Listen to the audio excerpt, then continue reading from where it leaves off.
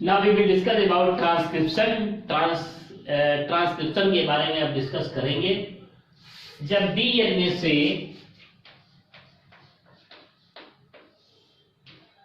MRNA का formation होता है तो ऐसे प्रोसेस को मैं ट्रांसक्रिप्शन बोलता हूं। When the formation of mRNA takes place from DNA, then such a process is known as transcription। तो ऐसे प्रोसेस को ट्रांसक्रिप्शन बोलते हैं। अब in 1956 Francis Crick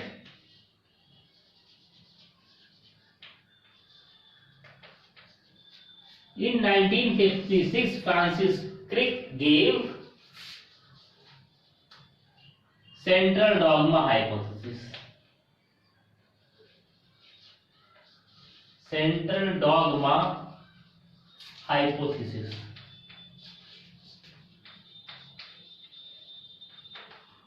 central dogma hypothesis 1956 में Francis Crick gave central dogma hypothesis.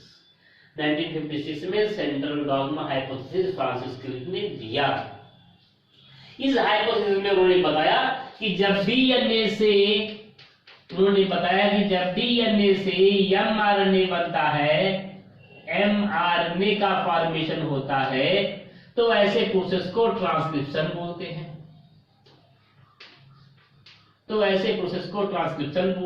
और जब mRNA से फिर प्रोटीन बनता है और एमआरएनए से ही प्रोटीन बनता है, ऐसे प्रोसेस को मैं ट्रांसलेशन बोलता हूं।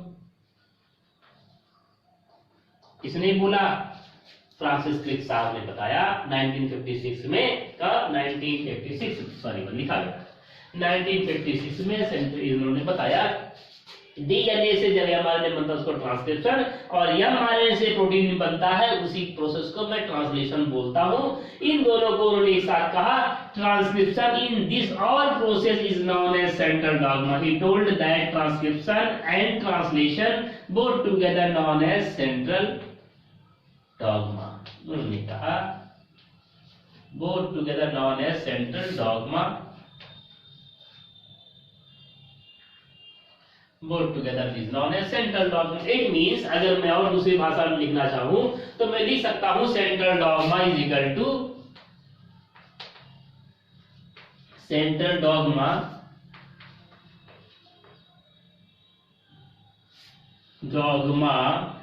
Is equal to transcription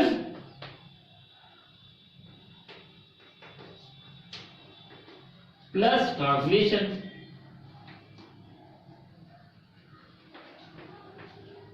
central dogma बराबर क्या हो जाए, central dogma is equal to transcription and translation. दोनों एक साथ, दोनों को मिला करके मैं सेंट्रल डॉगमा कह सकता हूं। End product of central dogma क्या होगा, end product of central dogma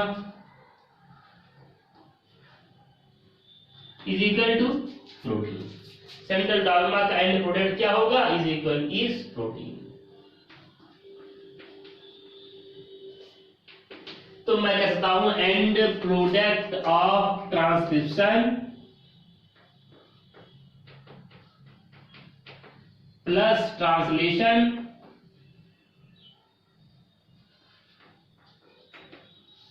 gives out is equal to protein. तो एंड प्रोडक्ट जो है सेंट्रल डॉगमा का क्या होता है, प्रोटीन होता है, या सेंट्रल डॉगमा ट्रांसक्रिप्शन ट्रांसलेशन का एंड प्रोडक्ट क्या होगा, प्रोटीन होगा। तो दिस वाज गिवन बाय, ये थियरी किसने दिया, this hypothesis was given by Francis Crick in 1956। अब मैं ट्रांसक्रिप्शन के बारे में बात करता हूं। ट्रांसक्रिप्शन ये कहता है कि डीएनए की एक कॉपी बनेगी, डीएनए से एमआरएनए बनेगा, उसी को ट्रांसक्रिप्शन बोलते हैं। डीएनए से एमआरएनए का फॉर्मेशन होता है, the part of the DNA that forms mRNA is known as transcription unit. DNA का वह पार्ट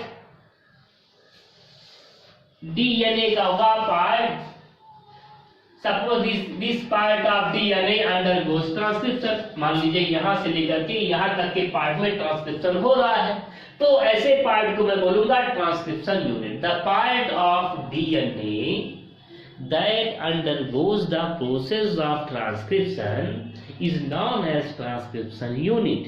DNA का वह पार्ट जिसके अंदर ट्रांसक्रिप्शन का प्रोसेस होगा, जो DNA से mRNA का फॉर्मेशन करेगा, ऐसे पार्ट को मैं ट्रांसक्रिप्शन यूनिट बोलता हूँ। यहां से लेकर के यहां तक के पार्ट का अगर ट्रांसक्रिप्शन हो रहा है तो इसको मैं बोलता हूँ ट्रांसक्रिप्शन unit.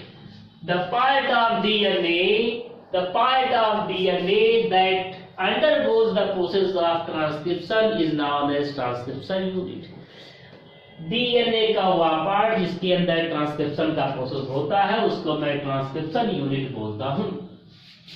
तो सब ये इसके अंदर दो के दोनों में दो स्ट्रैंड है ट्रांसक्रिप्शन यूनिट में, एक ये है, एक हेलिक्स है और डीएनए का दूसरा हेलिक्स है। डबल हेलिकल स्ट्रक्चर डीएनए का है, दो हेलिक्स है, एक ये है, दो हेलिक्स है, दो हेलिक्स डीएनए के अंदर है।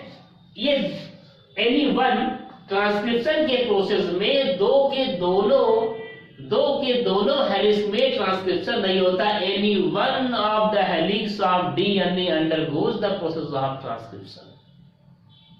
मैं फिर से बोलता हूं, रिपीट करता हूं। डीएनए की दो हेलिक्स हैं, दो के दोनों हेलिक्स mRNA का फॉर्मेशन नहीं करते हैं, कोई एक ही हेलिक्स mRNA का फॉर्मेशन करेगा। जो हेलिक्स mRNA का फॉर्मेशन करेगा ऐसे हेलिक्स को मैं बोलता हूं, suppose this helix forms mRNA। अगर ये हेलिक्स mRNA का फॉर्मेशन कर रहा है, इसको मैं टेम्पलेट स्ट्रैंड बोलता हूं, TEMPLET, टेम्पलेट स्ट्रैंड। और जिस स्ट्रैंड पर जो स्ट्रैंड डीएनए का वो स्ट्रैंड जो कि mRNA का फॉर्मेशन नहीं करता है, ऐसे स्ट्रैंड को मैं कोडिंग स्ट्रैंड बोलता हूं। ये नहीं कर रहा है, ये नहीं कोड कर रहा है, ये कर रहा है, जो नहीं करेगा mRNA का फॉर्मेशन उसको मैं कोडिंग स्ट्रैंड बोलता हूं। CODING, coding strand, STRAND। 3 prime, 5 prime, 5 prime, 3 prime, 3 prime. इस तरीके से ये कोडिंग एक टेम्पलेट स्ट्रैंड हो गया। टेम्पलेट स्ट्रैंड mRNA का फॉर्मेशन करेगा और कोडिंग स्ट्रैंड mRNA का फॉर्मेशन, कोडिंग स्ट्रैंड mRNA का फॉर्मेशन नहीं करता है, एक ही स्ट्रैंड करेगा, टेम्पलेट स्ट्रैंड करेगा। कोडिंग स्ट्रैंड कभी भी mRNA का फॉर्मेशन नहीं करेगा। Coding strand has nothing to do with the transcription. Coding strand को ट्रांसक्रिप्शन से कोई लेना नहीं है। टेम्पलेट जो एक ही स्ट्रैंड पे ट्रांसक्रिप्शन होगा, जिस पर होगा उसको मैं टेम्पलेट स्ट्रैंड बोलूंगा, और जिस पर नहीं होगा ट्रांसक्रिप्शन उसको मैं कोडिंग स्ट्रैंड बोलूंगा। कोडिंग स्ट्रैंड पर mRNA कोड नहीं होगा। सपोज अब मैं दूसरी बात इस चीज को और आगे बढ़ाने की कोशिश करता हूं। सपोज यहां पर ए है, A T C G G G C T A T C C T A C G G, इस तरीके से है। Suppose this is T A T A, इस तरीके से T, इस तरीके से है, इसी तरीके से है। ये this is strand is the template strand. ये 3 प्राइम डायरेक्शन में है और ये 5 प्राइम में है। अब इसका कोडिंग स्ट्रैंड में इसका क्या होगा, इसी का उल्टा होगा। कोडिंग स्ट्रैंड में T A हो जाएगा, A T T A T T A C C G T है ए है तो T, C ji, ji A C A T G सी। ये दिखाई दे रहा है कि नहीं दिखाई दे रहा है? ए टी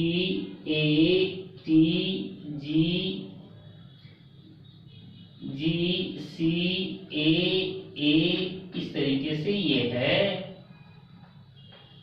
ये डीएनए है, डीएनए इस तरीके से रहेगा, इसके अंदर ये सारी चीजें पाए जा रहे हैं।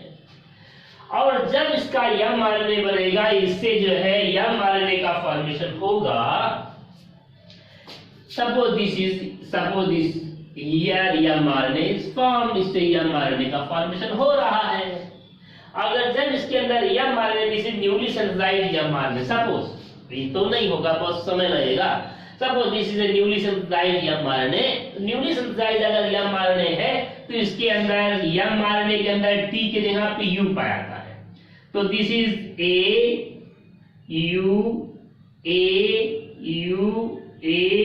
C G U, sorry A U G A U G C, इस तरीके से होगा। अगर आप जो न्यूली सिंथेसाइज्ड mRNA है, न्यूली सिंथेसाइज्ड, न्यूली फॉर्म्ड और सिंथेसाइज्ड mRNA जो बन रहा है, RNA जो बनेगा, और ये है कोडिंग स्ट्रैंड। इन दोनों में बहुत सिमिलरिटीज है, they are much more similar to each other. Newly formed mRNA जो होता है, न्यूली फॉर्म्ड mRNA और न्यूली फॉर्म्ड RNA जो है, और जो कोडिंग स्ट्रैंड है, they are much more similar, बहुत ज्यादा सिमिलर होते हैं। कैसे सिमिलर होंगे? AAUT, जहां पर T है इसके अंदर, वहां पर बस U हो जा रहा है। AA ये T है, यहां पर U हो गया। AA CC AA UT, इसके अंदर U, यहां पर T की जगह पर U आ गया, T की जगह पर फिर यहाँ पर U आ गया। ये G है, ये भी G है, ये G है, ये भी G है, ये A है, ये भी A है। ये T की जगह पे U आया, फिर G है, यहाँ G है, यहाँ C है, यहाँ C है, ये C है, ये C है। कुल मिलाकर के coding strand is more or less same than the newly synthesized strand, newly synthesized fragment of RNA का जो न्यूली सिंथेसाइज्ड फ्रेगमेंट है, RNA का जो न्यूली सिंथेसाइज्ड फ्रेगमेंट है, वो कोडिंग स्ट्रैंड से बहुत ज्यादा सिमिलर होता है, बहुत हद तक सिमिलर होता है। उसमें बस थाइमीन के जगह पर, न्यूली सिंथेसाइज्ड में थाइमीन की जगह पर यूरासिल पाया जाता है, थाइमीन की जगह पर यूरासिल पाया जाता है, बहुत ज्यादा सिमिलर होता है। आगे बहुत ज्यादा सिमिलर होता है। तो अब तो इसमें मुझे दो चीजें बतानी थी। पहली चीज ये, coding strand has nothing to do with the transcription. Coding strand has nothing to do with the transcription. The strand of DNA where the transcription takes place is known as template strand, and the part of DNA, particular part of DNA where transcription takes place, that part of DNA is known as transcription unit. Transcription unit में दो strand पाए जाते हैं, एक template strand और coding strand. Template strand में, template strand के ऊपर या RNA बनेगा और कोडिंग स्ट्रैंड पर कुछ नहीं बनेगा। Coding strand is much more similar to the newly synthesized fragment of RNA। Coding strand लेकिन जो नया mRNA का फ्रेगमेंट बन रहा है उससे मच मोर सिमिलर होगा, क्योंकि उसमें थाइमीन जो पाया था बस वही फर्क रहेगा। थाइमीन की जगह पर RNA वाले फ्रेगमेंट में यूरासिल पाया जाएगा, बाकी सब कुछ वही रहता है। तो इतनी बातें तो हो गई इस फ्रेगमेंट के बारे में। अब फिर से आगे, suppose there are two strands, this is the fragment, this is the template strand and this is the coding strand। ये एक template strand है और एक ये coding strand है। This is the template stuff, ये template, and this is the coding.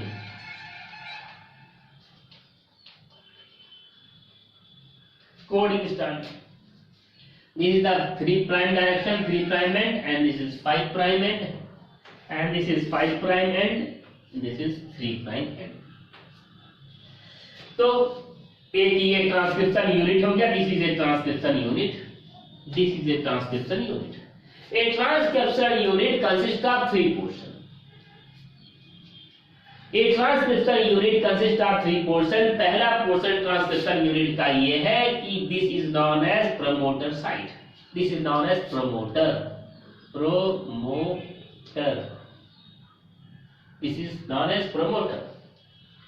And the last, और एकदम से अंत में ट्रांसक्रिप्शन यूनिट के अंतिम वाले जो है नाइट्रोजनस बेसेस को मैं बोलूंगा terminator, this is the terminator.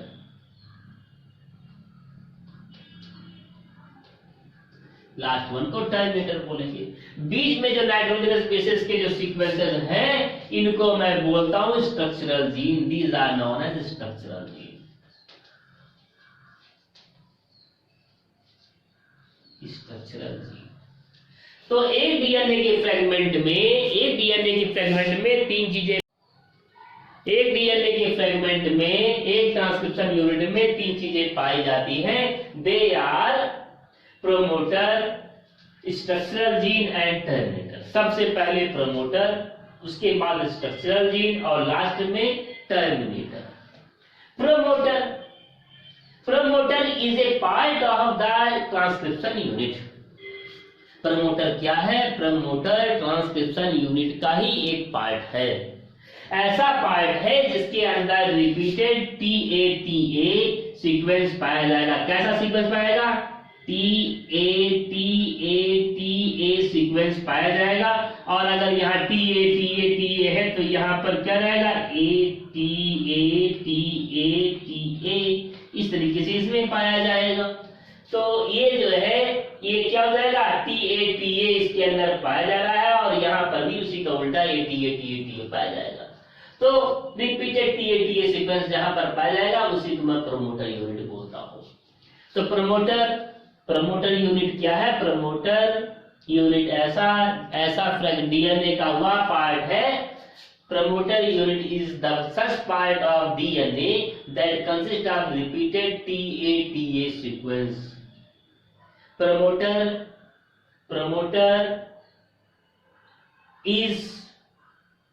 Promoter is the part of DNA which consists of repeated TA sequence। इसी को मैं टाटा बॉक्स भी बोलता हूँ। टाटा बॉक्स क्योंकि TA है कई बार, इसलिए इसी को मैं टाटा बॉक्स भी बोलता हूँ। टाटा बॉक्स क्यों? क्योंकि TA कई बार आ रहा है, इसलिए इसको मैं प्रमोटर साइड को मैं टाटा बॉक्स बोलता हूँ। बाद में स्ट्रक्चरल जीन है, A number of structural gene are there, they may be 100 to 1000। ये स्ट्रक्चरल जीन जो है 100 भी हो सकते हैं और 1000 भी हो सकते हैं। Last one is the terminator. इन सभी के साथ में एक ट्रांसक्रिप्शन यूनिट में मैं बात कर रहा हूं, एक सिंगल ट्रांसक्रिप्शन यूनिट,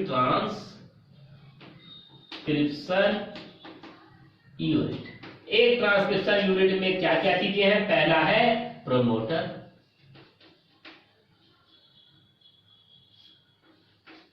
दूसरा है structural gene,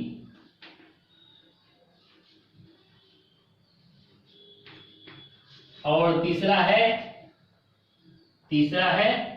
third one is the terminator.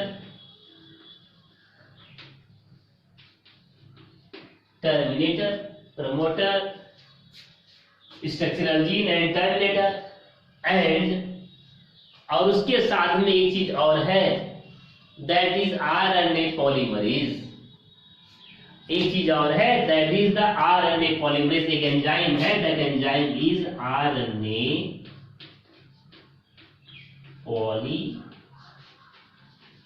polymerase। that is RNA polymerase। ये जो RNA polymerase है, this RNA polymerase of 3 types। RNA polymerase, ये यूकारियोट्स में आरएनए पॉलीमरेज 3 प्रकार का होता है। RNA polymerase 1, RNA polymerase 2, RNA polymerase 3। In eukaryotes, RNA polymerase is of 3 types. They are RNA polymerase 1, RNA polymerase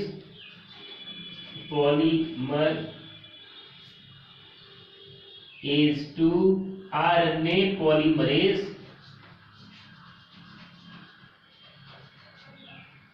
polymerase 3। तो RNA polymerase ये 3 प्रकार का होता है। RNA polymerase 1, RNA polymerase 2, RNA polymerase 3। RNA polymerase 1 forms, RNA polymerase 1 forms ribosomal RNA, RNA का formation करता है।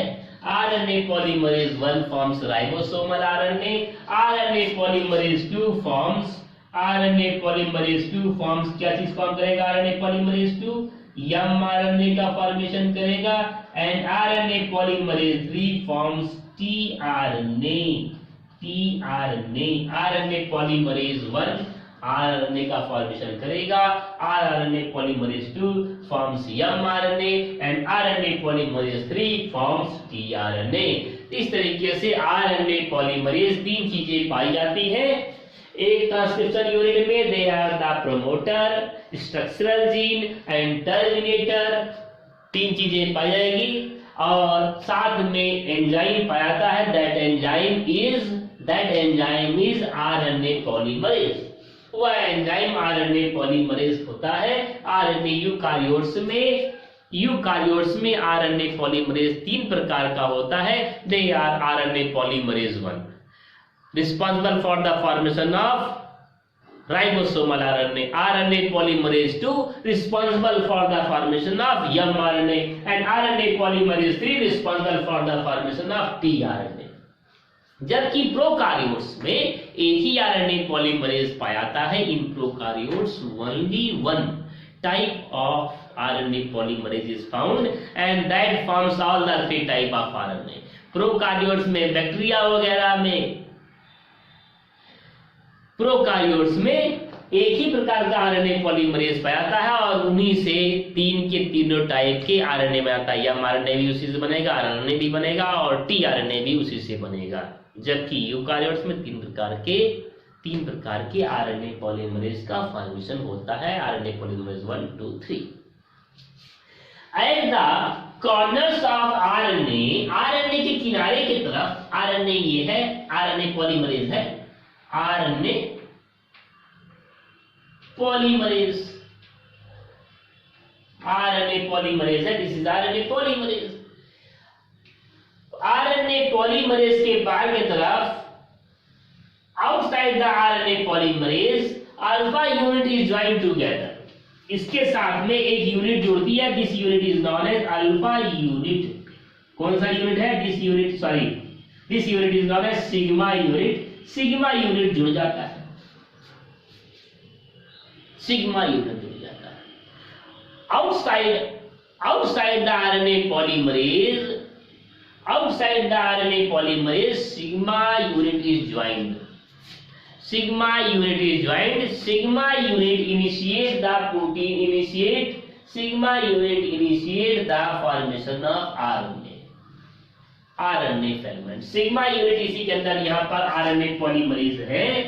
Suppose this is the RNA polymerase, यहाँ पर ये सिग्मा यूनिट जुड़ जाएगा और सिग्मा यूनिट इनिशिएट करेगा ये जो है आरएनए का जो चेन पाया जा रहा है, इस चेन को इनिशिएट करेगा, चेन का फॉर्मेशन होगा।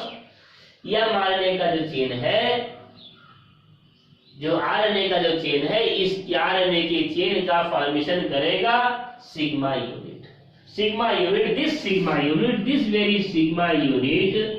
This very sigma unit is responsible for the initiation of the segment of RNA। RNA के सेगमेंट को इनिशिएट करेगा, आरएनए के सेगमेंट के फॉर्मेशन को चालू करता है। कौन सा unit? Sigma unit. when the formation of the chain of RNA, तो आरएनए का फ्रेगमेंट का शुरुआत हो जाती है, आरएनए का फ्रेगमेंट का बनना चालू हो जाता है, then the sigma unit terminate, sigma unit निकल जाता है। जब ये बनना चालू हो जाता है, ये चेन का सिंथेसिस होना चालू हो गया, तो सिग्मा यूनिट निकल जाता है। तो कौन सा यूनिट निकल जाता है? सिग्मा यूनिट निकल जाता है। और सिग्मा यूनिट के जगह पर एक दूसरी यूनिट लग जाती है, that unit is known as rho, rho unit. Sigma unit के जगह पर दूसरी यूनिट लग जाती है, that unit is known as rho unit. Sigma unit की जगह पर दूसरी यूनिट लग जाएगी तो सिग्मा यूनिट हट जाएगी, और सिग्मा यूनिट की जगह पर दूसरी यूनिट लग जाएगी, that is known as rho unit. उस यूनिट को बोलते हैं कौन सी unit? That unit is known as rho unit. This unit is known as rho unit. Rho, this unit is known as rho unit. Rho is 17th Greek letter. Greek letter 17th Greek letter है rho, तो rho unit जुड़ जाता है। तो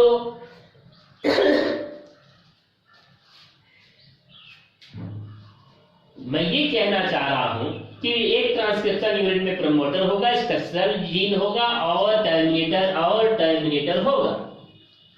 इसके साथ साथ में एक एंजाइम होगा, उस एंजाइम को आरएनए पॉलीमरेज बोलते हैं। यूकारियोट्स में आरएनए पॉलीमरेज 3 प्रकार का होता है, RNA polymerase 1, RNA polymerase 2, RNA polymerase 3।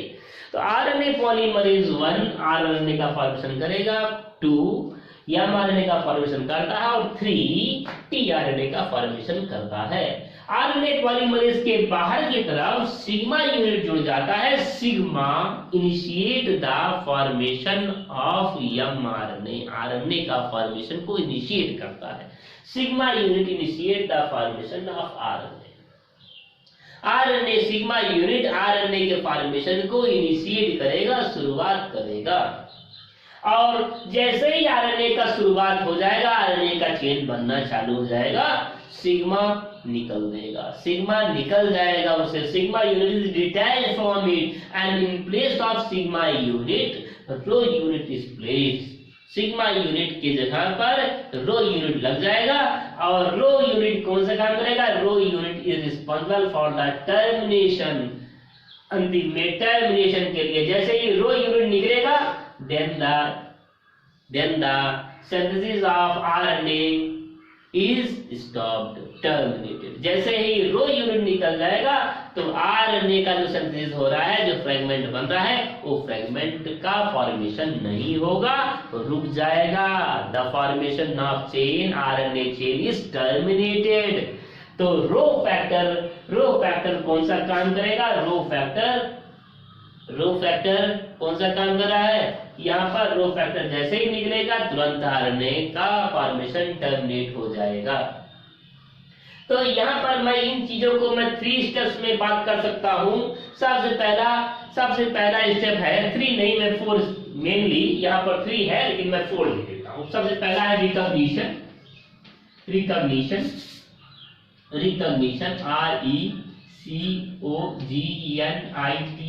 Recognition पहला हो गया। रिकॉग्निशन क्या है भाई? पहले तो पता लगाओ कि टाटा बॉक्स कहाँ है, कहाँ TA है, वहीं पर प्रमोटर बनेगा। पहला चीज है रिकॉग्निशन, पहले TA का पता लगाना है, वही प्रमोटर है बाद में।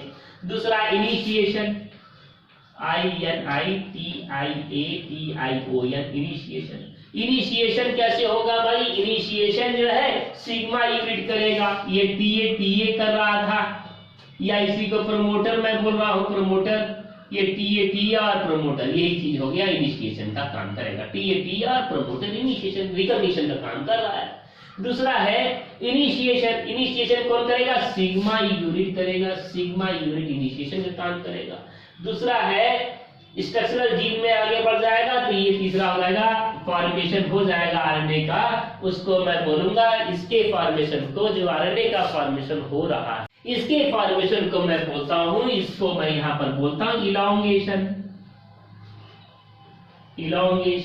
इलॉन्गेशन कैसे हो रहा है? Elongation take place by the RNA polymerase. RNA polymerase जैसे जैसे आगे बढ़ता रहेगा, आरएनए पॉलीमरेज आगे बढ़ रहा है, आरएनए पॉलीमरेज जैसे जैसे आगे आगे बढ़ता रहेगा वैसे वैसे चेन होता बढ़ता जाएगा।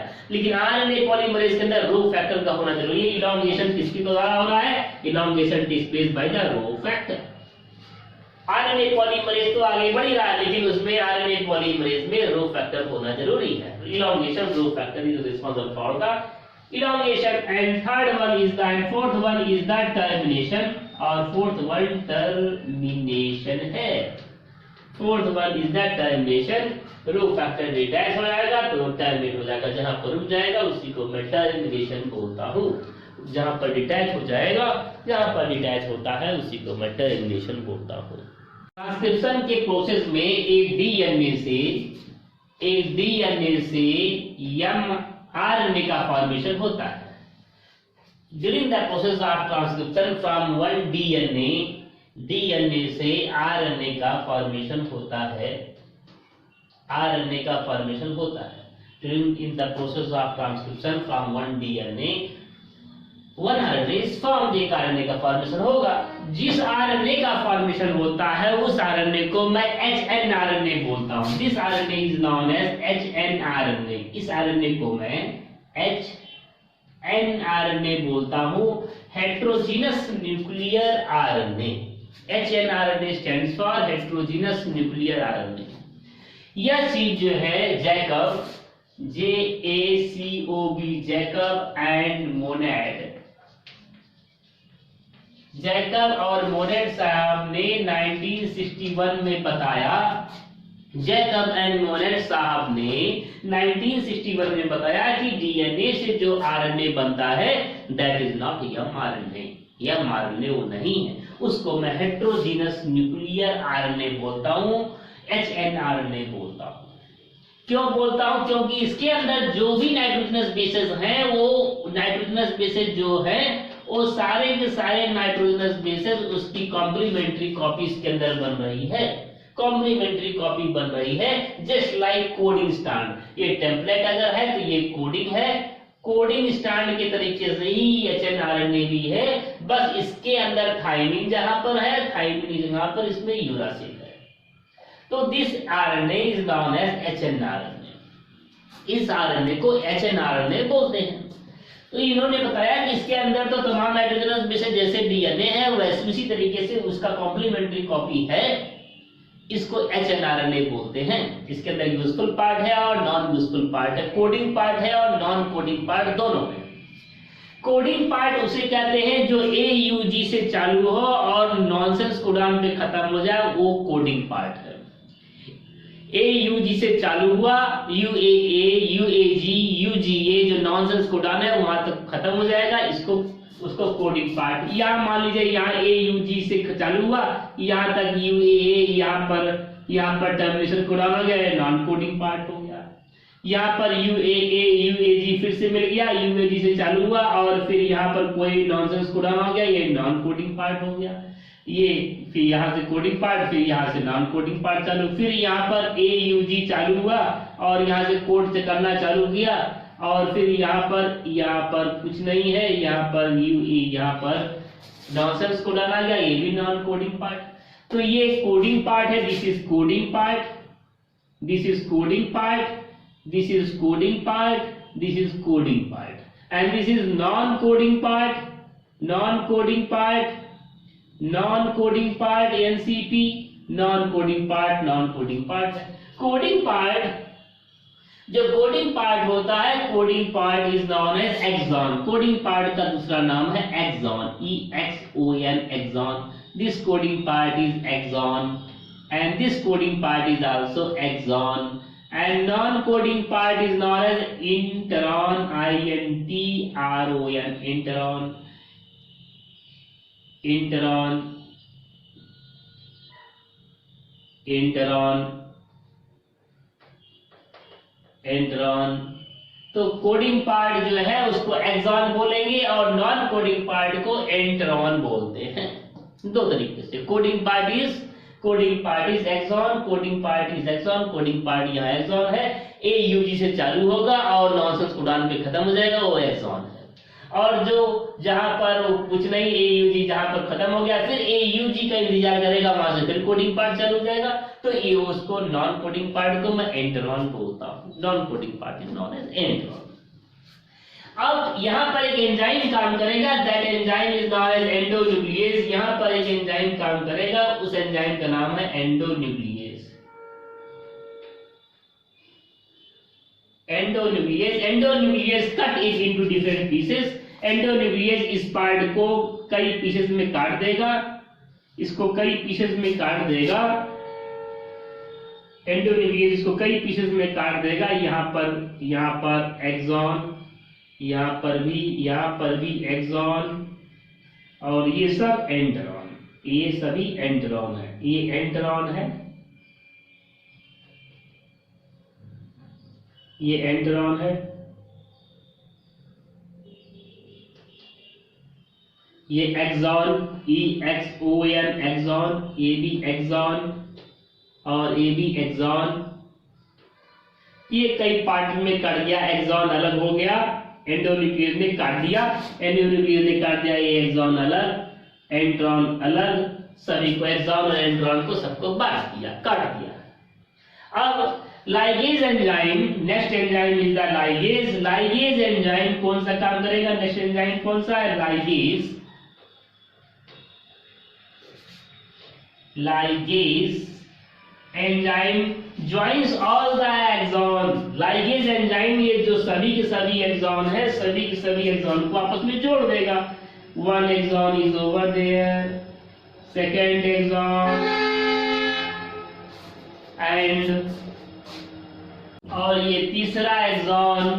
इस तरीके से जितने भी एक्सॉन है, मैं बहुत छोटा सा बनाया हूं, जितने भी एक्सॉन होंगे सारे के सारे लाइगेज जोड़ देगा। All the exon came together. Now this is this the mRNA? क्या ये mRNA है? ये hnRNA है। ये सब एंडोन्यूक्लियस ने तोड़ दिया इसको, और सभी की सभी एक्सॉन अब जुड़ गया। एंट्रॉन बाहर, enteron is outside.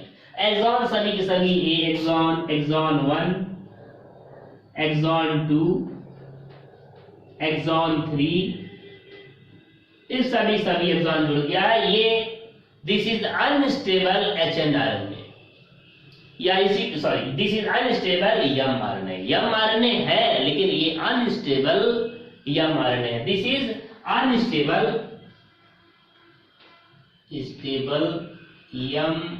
mRNA। This is unstable mRNA। इस mRNA को स्टेबल करने के लिए आगे की तरफ, इस mRNA को स्टेबल करने के लिए आगे की तरफ कैप लगाया जाएगा और पीछे टेल लगाया जाएगा।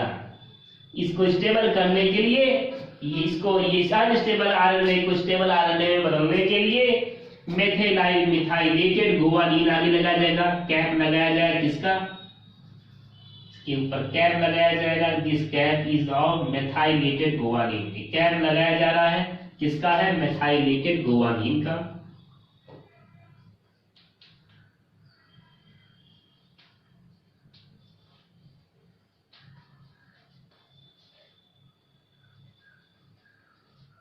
ये कैप लग गया। कैप किसका है?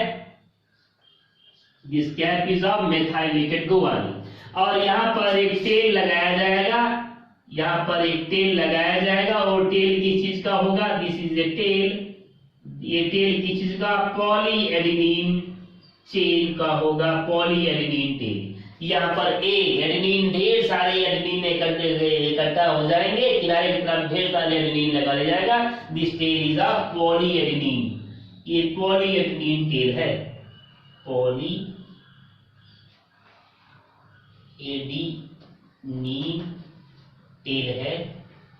This structure is known as, ये स्टेबल mRNA है। This is mRNA, this is known as mRNA। अब यही चीज क्या है? This is mRNA, this is mRNA, this is stable RNA, this is stable mRNA। ये स्टेबल mRNA है। आगे की तरफ इसका 5 प्राइम एंड पर, ये यहाँ पर 3 प्राइम एंड था, यहाँ पर 5 प्राइम एंड है। तो यहाँ पर जो ये बना RNA, वो इसका 5 प्राइम एंड हो गया, ये इसका 3 प्राइम एंड हो गया, इसका 5 प्राइम एंड, ये हो गया 3 प्राइम एंड। उसके कंट्रास्ट में 5 to 3 प्राइम डायरेक्शन में ही बनेगा, डायरेक्शन ये रहेगा फॉर्मेशन का। तो ये हो जाएगा 5 प्राइम एंड, ये हो जाएगा 3 प्राइम एंड। 5 प्राइम एंड पर कैप लगता है। कहां पर लगता है कैप? 5 प्राइम एंड आरएनए के हेट्रोजीनस न्यूक्लियर आरएनए एचएनआरएनए के 5 प्राइम एंड पर कैप लगेगा और 3 प्राइम एंड पर 5 प्राइम एंड पर और 3 प्राइम एंड पर टेल लगता है। 3 प्राइम एंड पर टेल लगता है। तो इस तरीके से एमआरएनए का फॉर्मेशन हो जाता है।